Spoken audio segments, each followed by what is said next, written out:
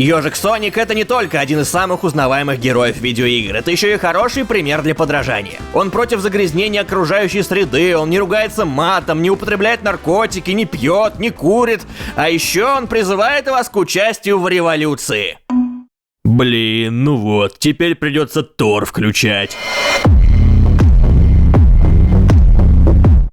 Прежде чем начнется этот видос о самом быстром персонаже видеоигр, быстренько сварганьте себе чаечек, быстренько замутите сэндвич, ну или вообще супер быстро сгоняйте в магазик и супер быстро закупитесь каким-нибудь хавчиком. Ведь оплачивать покупки теперь можно со сверхзвуковой скоростью с помощью Android Pay через любое устройство на андроиде с NFC модуля. Покупки через интернет тоже стали быстрее. Заказываешь пиццу и просто берешь и платишь отпечатком пальца или паролем без очередного ввода номера своей карточки. Uber, 1, 2, 3, пля мода, Android Pay расширяет свои горизонты с космической скоростью. На Озон.ру вам еще и подарят аж 500 бонусных баллов, если заплатите через Android Pay. Чего вы вообще ждете, я не понимаю, ссылка в описании.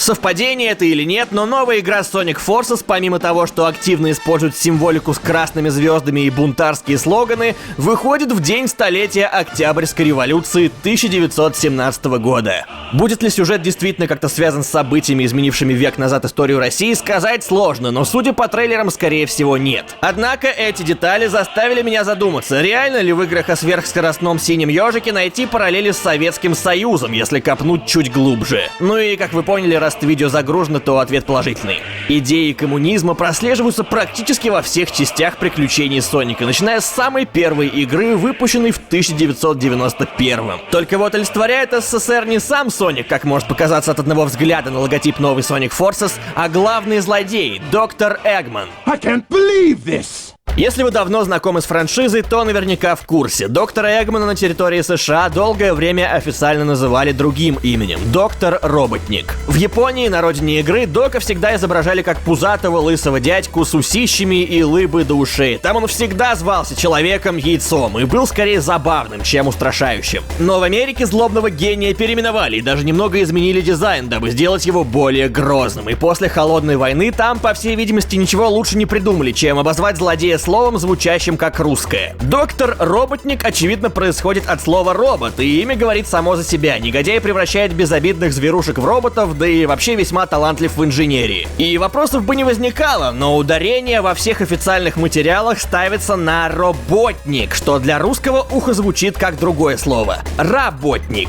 It stinks, Robotnik. И звучит оно так совсем неспроста, ведь по большому счету работник и роботник — это отчасти даже синонимы. Само слово «робот» произошло от чешского «робота», что означает «принудительная работа». Робот обозначает машину, выполняющую функции разумного существа.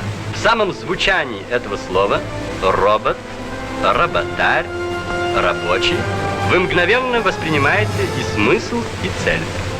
То есть получается, что доктор Роботник фактически это действительно работник, то есть рабочий или пролетариат.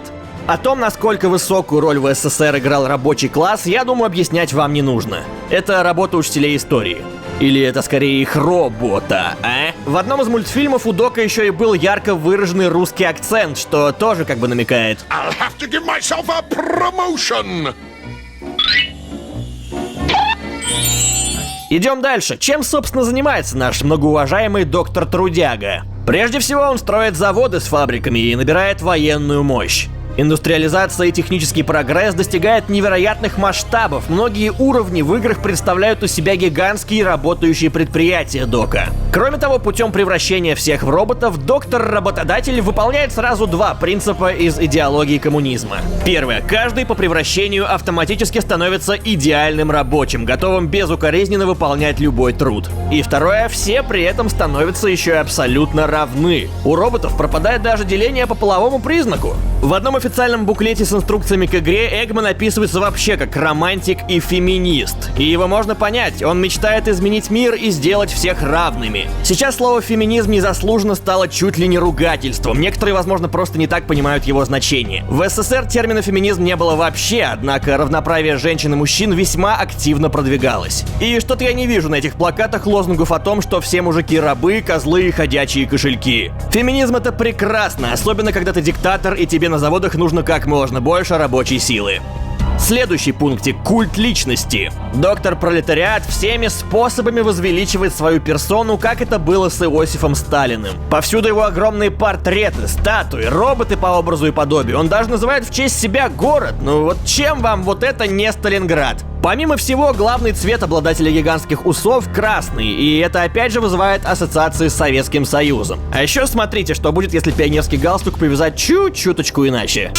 Пионер всем ребятам пример.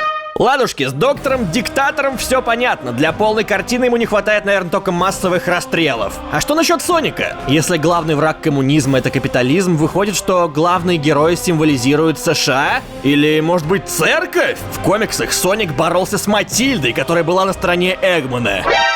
Не, спокуха, Соник не символизирует церковь, но вот с американским строем общества параллелей у него полно. Oh, say, can you see by the dawn's early light? Начнем с того, что Соник — это вообще, по сути, ходячий американский флаг. Красно-белые башмаки, синее тело, поверх него даже звездочки есть, если взять бонус с неуязвимостью. Впрочем, синее тело со звездочками вокруг — это и про какого-нибудь русского алкаша сказать можно. Соник, алкоголик. Вы никогда не думали, какого черта Соник собирает так много золотых колец? Уж явно не от любви к Надежде Кадышевой. Наличие колец, как известно, всегда помогает одержать герою победу. Колечки в играх выступают не только в качестве жизненной энергии, это еще и полноценная валюта, на которую можно покупать всякий ненужный хлам. На протяжении борьбы с доктором-работягой Соник тратит невероятное количество финансов. Он даже не прочь заскочить в казино, чтобы быстренько обогатиться. Так что, собирая кольца, Соник в прямом смысле наращивает свой капитал. А стремление к увеличению прибыли — это один из главных критериев капиталистического строя. И как только у ежа кончаются эти, с позволения, деньги, герой погибает.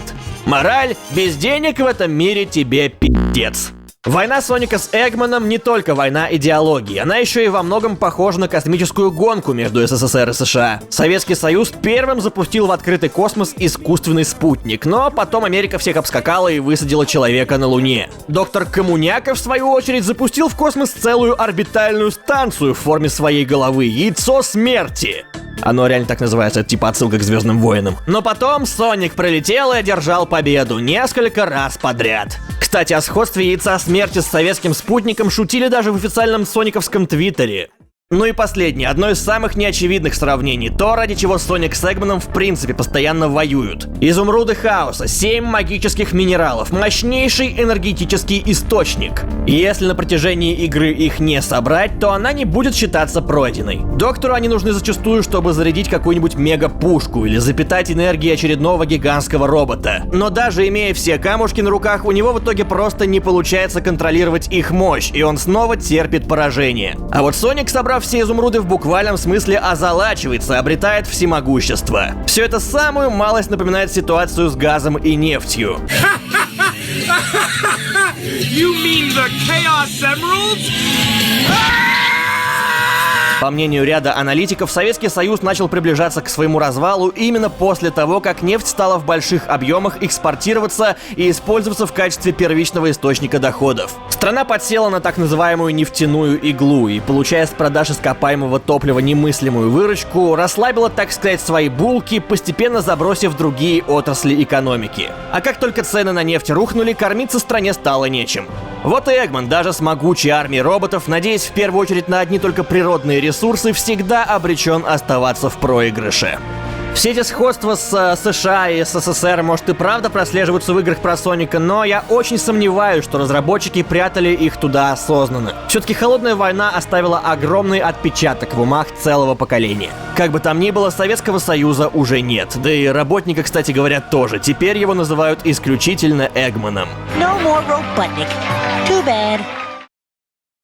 Первая игра про Соника вышла в том же году, когда развалился Советский Союз. И для множества подростков, впервые в жизни взявших в руки геймпад, этот юркий синий еж в красных ботах стал одним из символов начала новой эпохи.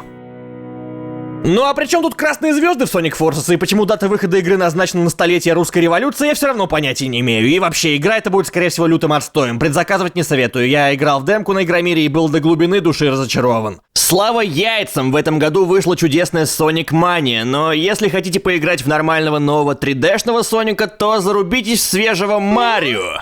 Я не шучу. В В прошлый раз розыгрыш халявный Super Nintendo Mini, как я посмотрю, вам очень понравился. Результаты, кстати, уже в группе ВК. Надеюсь, победитель не запихнет бедную приставочку в блендер, как сейчас делают некоторые продвинутые ребята, и не пойдет играть в эмуляторы. А то сначала эмуляторы Super Nintendo, потом надувные симуляторы половой близости, потом, глядишь, вообще инкубаторы, как в Матрице вместо реальной жизни. Не, ну а чё, то же самое же, по сути, только дешевле. Шучу. В этот раз за лайк на ютубе и репост со странички ВК я подарю одному счастливчику уютненькие домашние тапочки в виде Соника. В таких только по линолеуму скользить со сверхзвуковой скоростью да в стены врезаться. Пишите в комментарии, чем еще можно заняться, обладая суперскоростью дома. 3 лучших коммента попадут в следующее видео. Всем удачи и спасибо за просмотр. Низкий поклон. Right